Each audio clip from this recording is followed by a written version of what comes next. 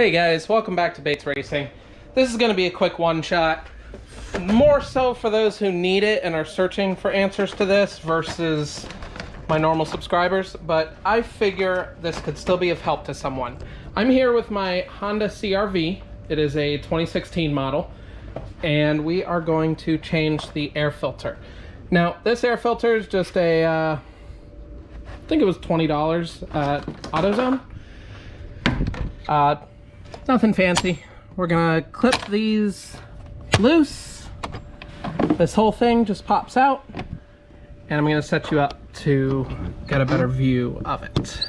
All right, now that we got you guys set up, we're gonna pull this off, get the old filter out, make sure the clips are out of the way, get the old filter out. Takes a little wiggling just because the intake itself is in the way. And it comes right out, just like that. Now, the new one,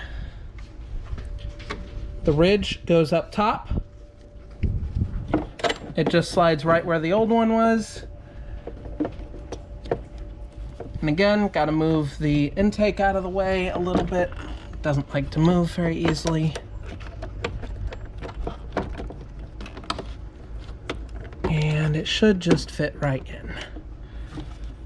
Now you see it's set up and ready to go. So down at the bottom here, hopefully you can see that. This top piece fits into the ridges of the box. Back at the top, we have the clips again. Just gotta move them all out of the way again because they don't like to stay out of the way. And we clip it back in. That ain't going anywhere. And that is how you change the air intake filter on a 2016 Honda CRV. Hope you enjoyed. Subscribe, like, see you in the next one.